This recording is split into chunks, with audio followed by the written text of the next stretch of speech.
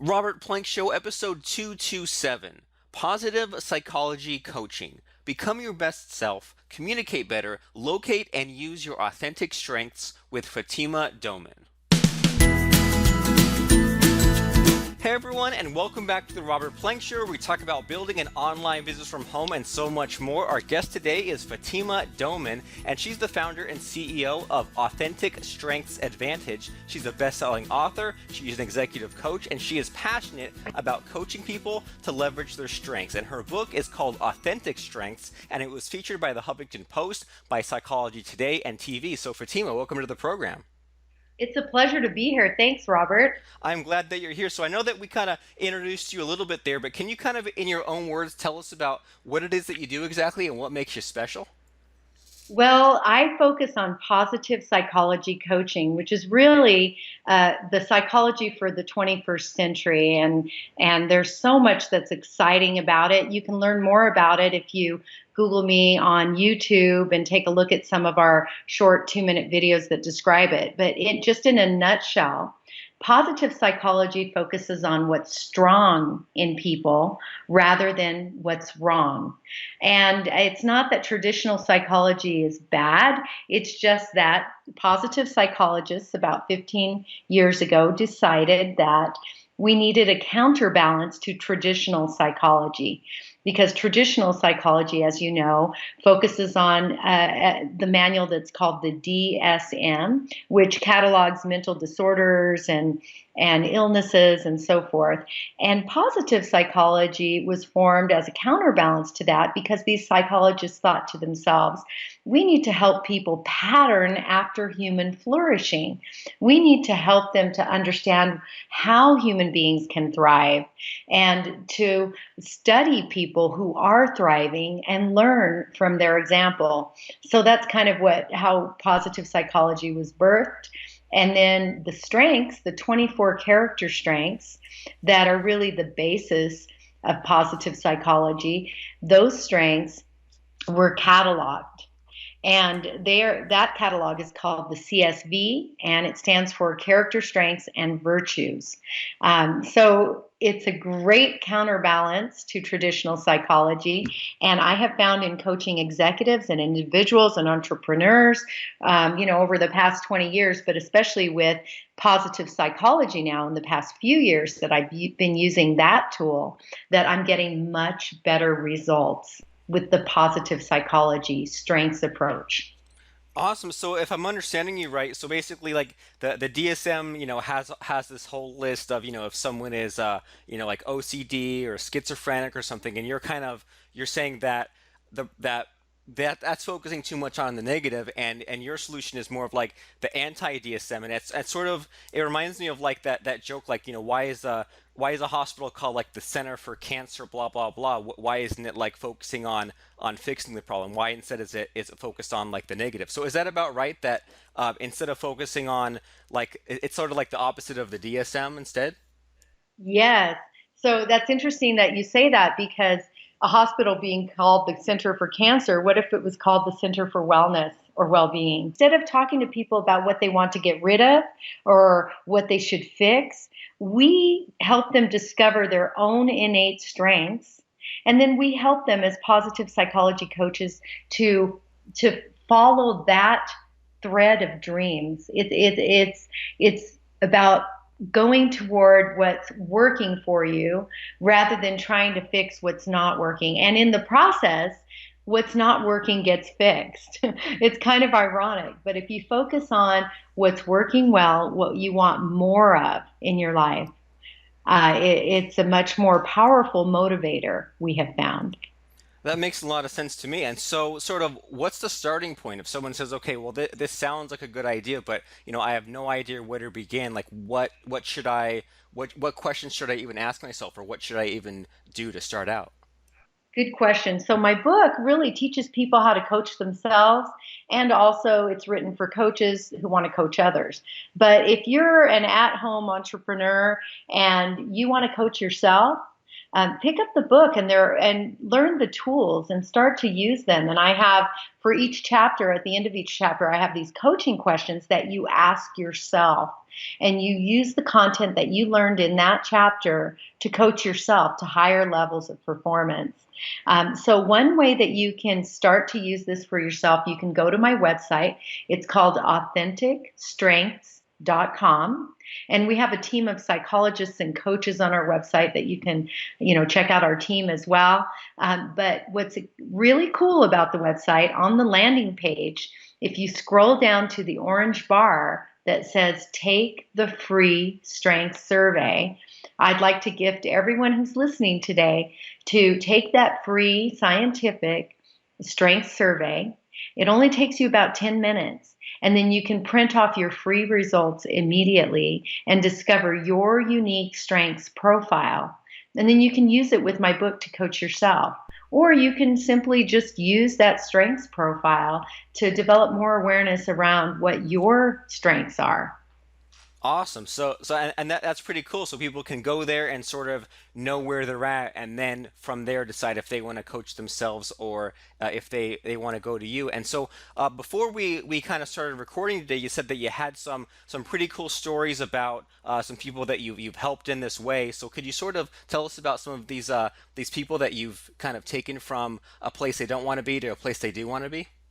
Absolutely. So, one woman, and actually, she writes her story in my book. She gave me permission to put it in the book, but it's such a great example. When she took her strength survey, she found curiosity was really high. It's one of her top strengths.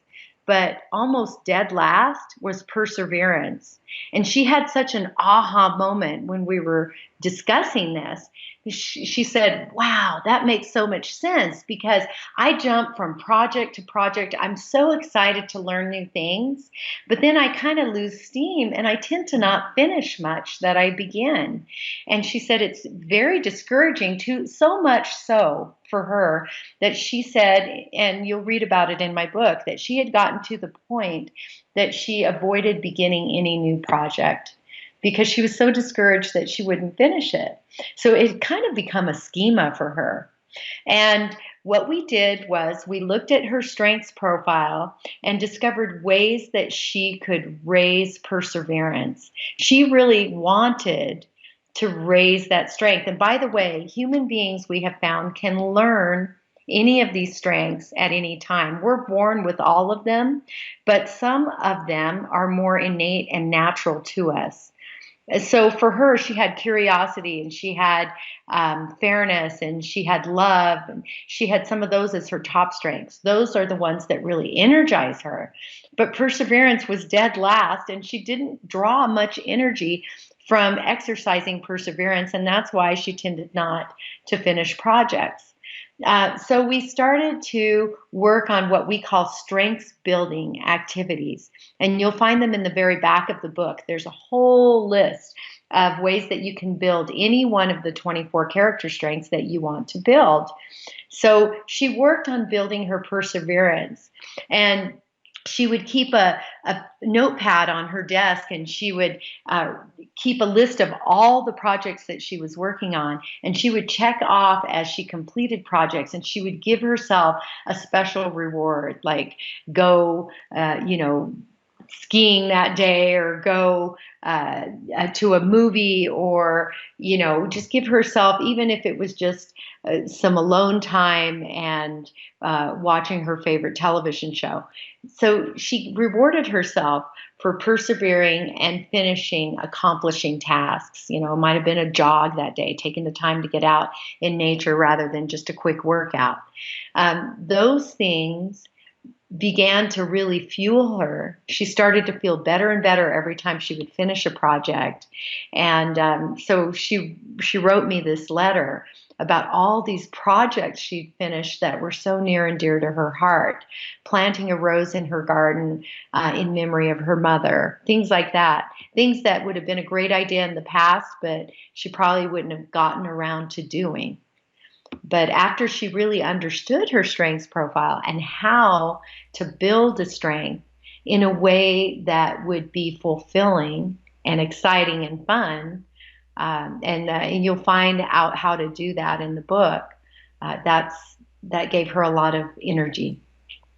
Awesome. I mean that's a pretty good story. And so as you're telling that to me, one thing that kind of I was wondering about is was there a reason why both of you chose to raise her perseverance? Like was it a matter of like you take the inventory and you choose the weakest one, or was it like that she going in wanted this fixed, or like what was the reason why you guys focus or chose to focus on this one particular thing?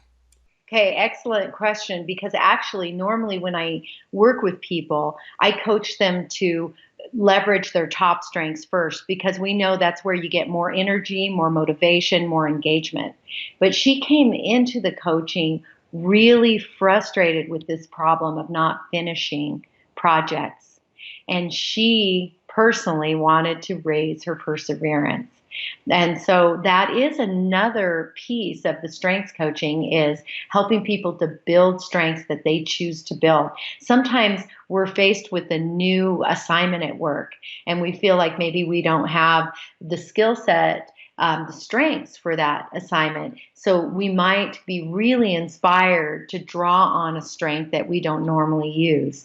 And that's what was happening with her. She was very inspired to draw upon a lower strength because she was in her 60s at this point, and she said, wow, I'm just tired of not finishing projects. This is something that I want to work on. But I typically I work with people on using their top strengths first rather than building lower strengths.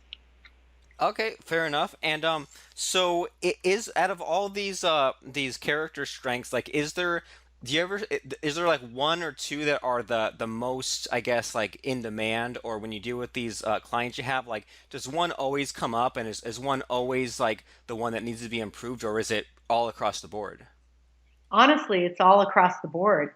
So it would surprise you the different uh, needs that people come to coaching with and what they're looking. Maybe someone's looking for more energy in their life and more engagement in their work, and they're starting to feel disconnected. One of the first things we do is have them take the strength survey and then look at their top strengths and talk about their top strengths and how often they use them. And if someone's feeling kind of burned out and disconnected, often it's because they're not using their top strengths. They're just going through the motions at work and they're not getting creative to find ways to use those top strengths at work because it does sometimes take a lot of thinking and creativity. Some jobs are very demanding. For example, a person with high social intelligence who finds themselves in a desk job in a cubicle where they interact with others very little, maybe in some type of an accounting role, and they don't really work directly with clients. Over time that could cause them to feel very burned out, very low energy. And so, how can we get creative and create opportunities for them to socialize and interact with others more? How can we give them opportunities to exercise that strength more, so they can maybe get creative and talk to their boss and see if there are projects where they can work on teams, infuse more interactions with other people on off work times, and how they can create opportunities to interact with people on lunch breaks and on coffee breaks. So often people don't understand why they're starting to feel discouraged and disheartened and exhausted, but they begin to connect the dots when they look at their strengths profile and ask themselves the questions like, am I using my top strengths consistently? Because we know by the research that people who use one of their top five strengths daily tend to be about six times more fulfilled and energized and engaged at work. So it's a really significant increase in productivity and just a general sense of fulfillment and engagement.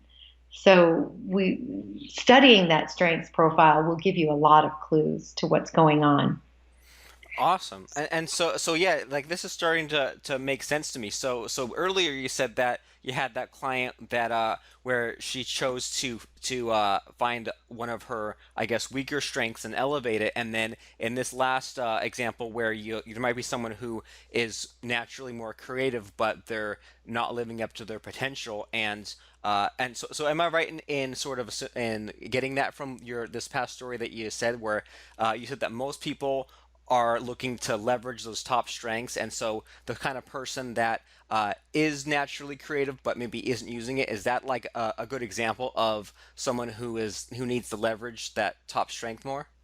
Absolutely. So it's interesting that you said creativity because the example that I had mentioned earlier was social intelligence, but I'm glad that you mentioned creativity also because I also coached an executive who creativity was his number one strength. But guess what? He had gotten into a role where he was not using his creativity. It was all about kind of checking on processes, and that's how he was managing the organization. And for him to begin to realize, wait a minute, I was the happiest when I was creating the organization, not necessarily managing it. So he started to get more creative again, started thinking about other synergistic side businesses that could complement the business that he had built. And sometimes that's a real key as well. Is to look at how often, like I said earlier, how often you're using your top strengths, and how fulfilled you're feeling, and then find ways to infuse them again if you're starting to feel disconnected. And then there are also what we call strengths combinations, where sometimes situations will require that you draw on strengths maybe that you wouldn't use often, but it's just for a situation, and you can, for a particular situation. So you might want to draw on some of your middle strengths or lower strengths and pair them. We call them strengths combinations because that way you can keep your energy up. So you can pair one of your very top strengths, combine it with a lower strengths, create a really powerful strengths combination, and address a situation. So we can talk about that in more detail, but I don't even know if you find that interesting. But there's this notion of strengths combinations and also situational strengths.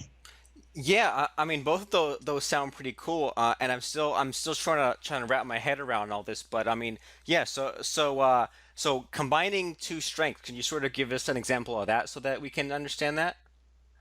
Yeah, so for example, humor and social intelligence. Humor by itself is a great strength, but when it's combined with social intelligence, it can become extremely endearing, right? So just exercising humor alone, sometimes it can come off as off color, depending on whether or not you have social intelligence paired with it. For example, you might be at a funeral and you may be a person who cracks jokes all the time, and it may not be, uh, appropriate to use a lot of humor in that type of a setting. So humor combined with social intelligence can be much more effective. We know when to use the humor. We're sensitive to how the humor comes across to others. So those are two great strengths to pair. Also, for example, zest combined with prudence. You rarely see these two combined, but when they are combined, they can be a really powerful combination because you probably have worked with people who are very zestful. Yeah, let's try the next big thing. This is a great idea. Let's go for it. And if they don't have someone on their team, or if they're not drawing on their own prudence, maybe someone on their team who is prudent, or their own prudence, crossing the T's, dotting the I's, checking and double checking before acting, it's a great counterbalance to zest. It kind of keeps that zest in check, and yet the zest gives the prudence, the energy to actually act. So those are two great strengths combinations that can work as well. Another one might be leadership and fairness. So to be a great leader requires in a lot of people's eyes, also fairness, the strength of fairness combined with it. Because just telling people, being good at telling people what to do and leading and inspiring and getting people to do things is one thing, but if you're not fair and just, you lose that, kind of social strength of really getting people to follow you in an inspiring way, in bringing out the best in people and causing them to trust you also, to inspire trust in the people that you lead. So that's another great combination.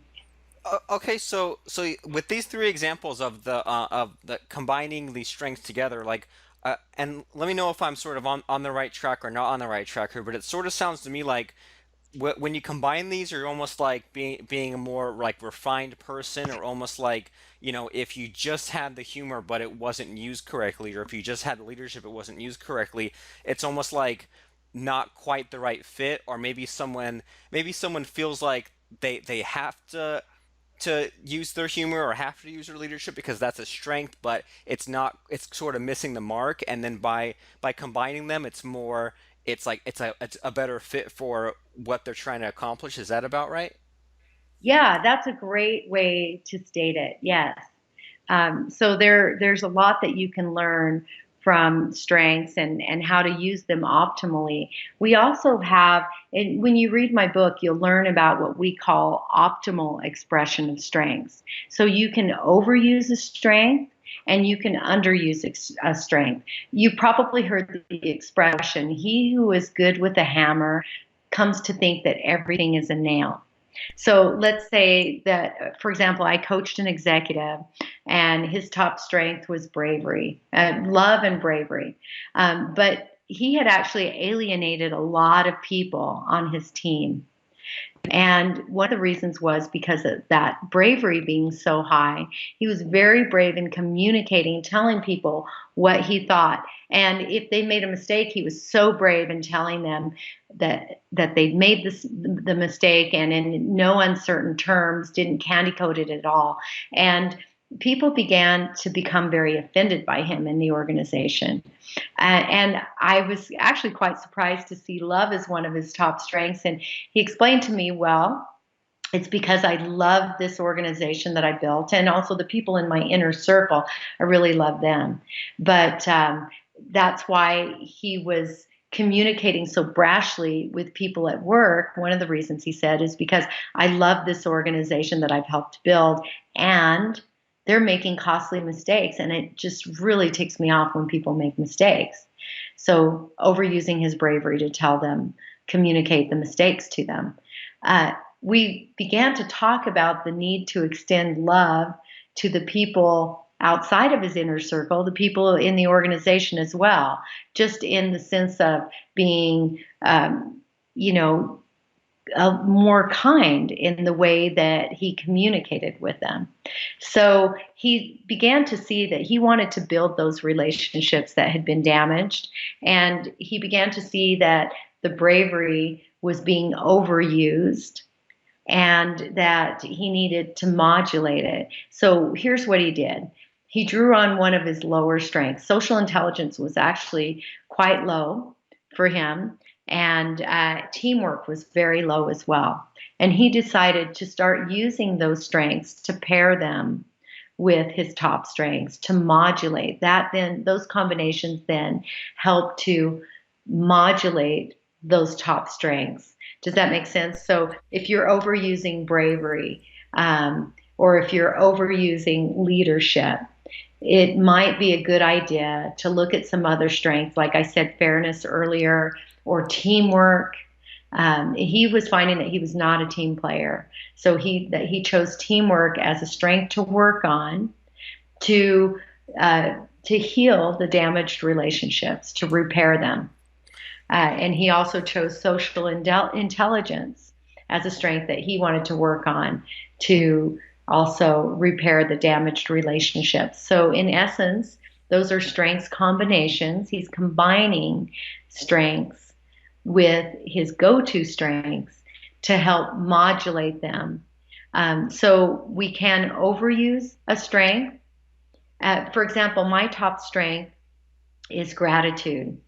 And I have found that when I overuse it, it does not produce good results for me. And that's the key learning is we need to understand that overuse of anything tends to get us not as good of results or even bad results.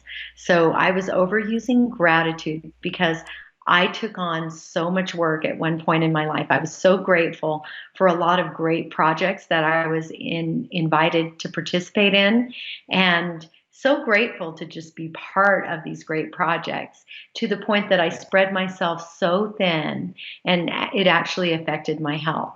So you can overuse a strength. And I came to understand, it's one thing to be very grateful for additional work, but it's also another thing to balance that with, taking care of yourself and learn to say no when it just wasn't the best fit for me.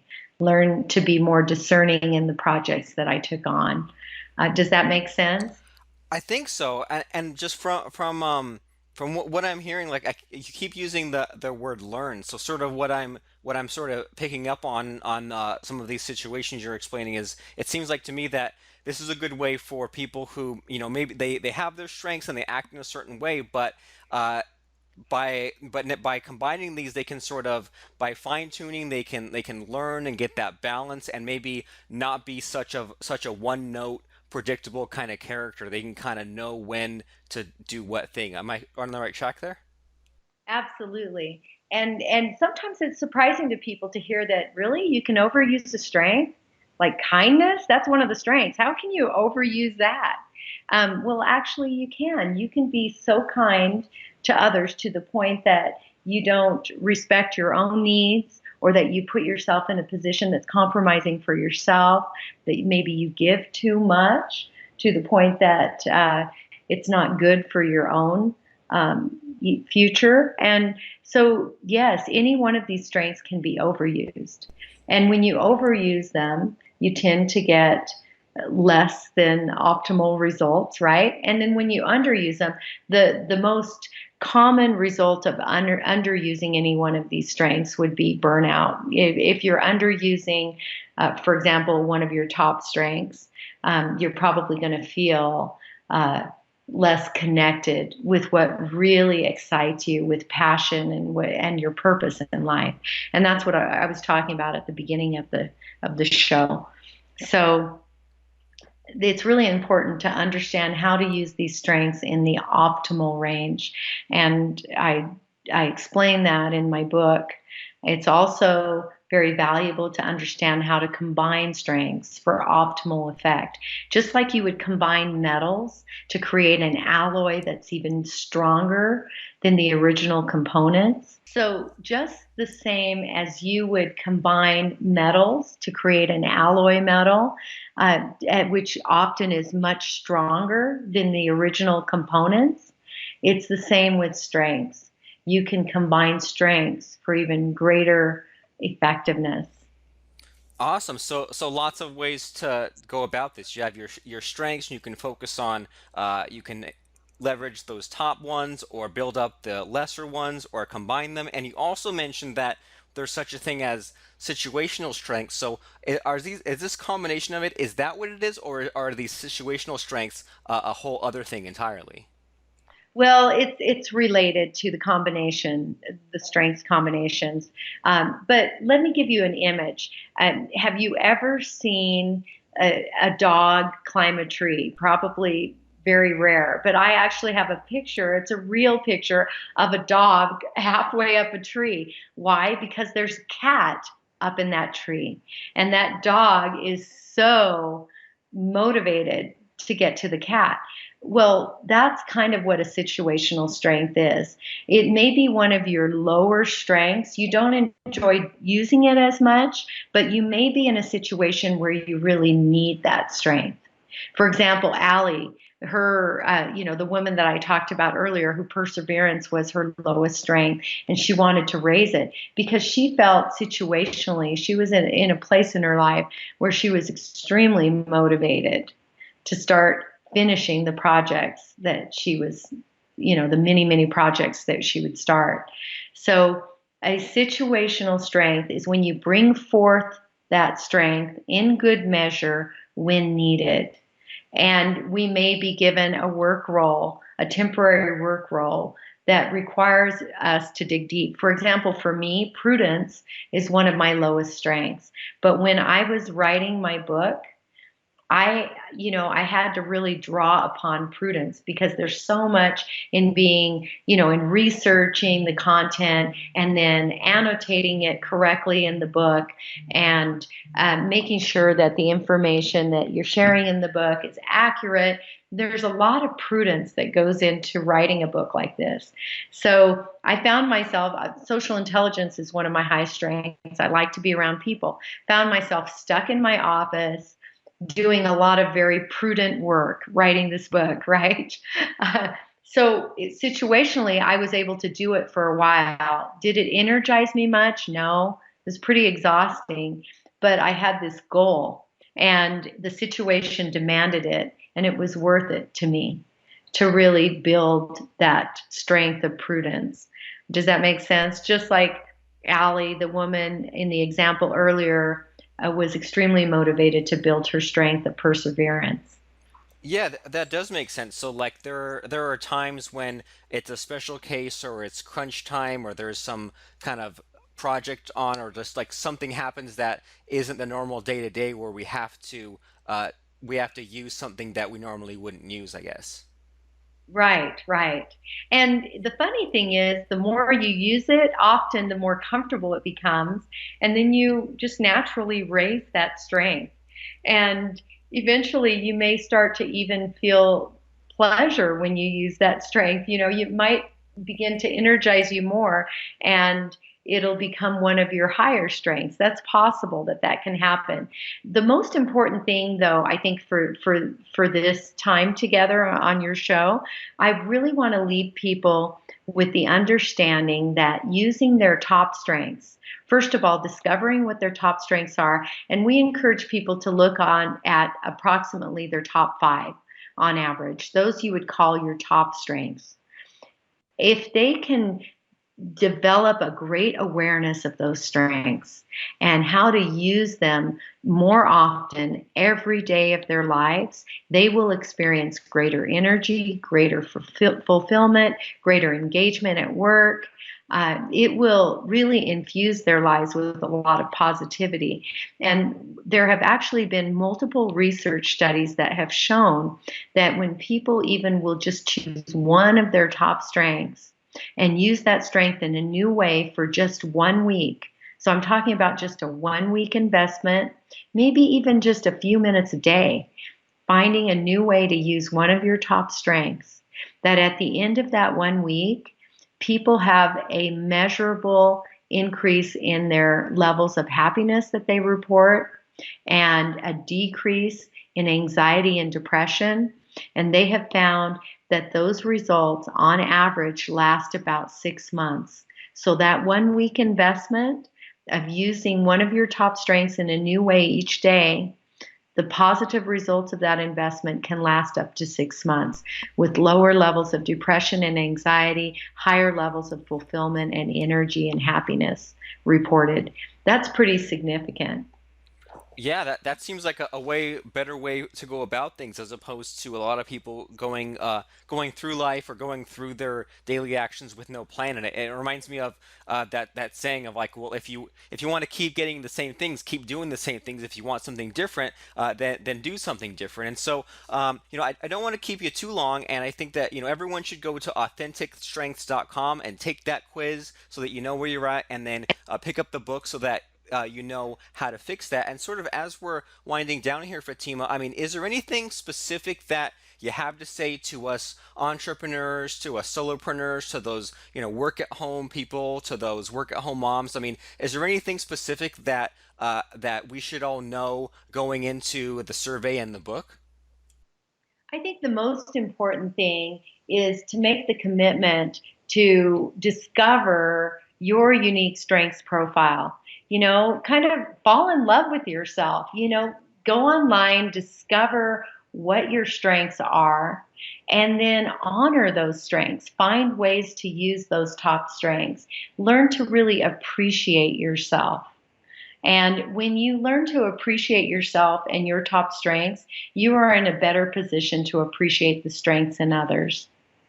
Perfect. So appreciate yourself. You're not broken. You're just unique, and based on what you have, then you need to use that in the best way possible. And so AuthenticStrengths.com is where the quiz is, and then can people get to the book from there, or is there any other websites that you want people to know about, or is AuthenticStrengths.com the place to be? They can get to the book from there as well, and you can get the book on Amazon. Just Google AuthenticStrengths.com on Amazon, or go to AuthenticStrengths.com, and be sure and take the free strength survey.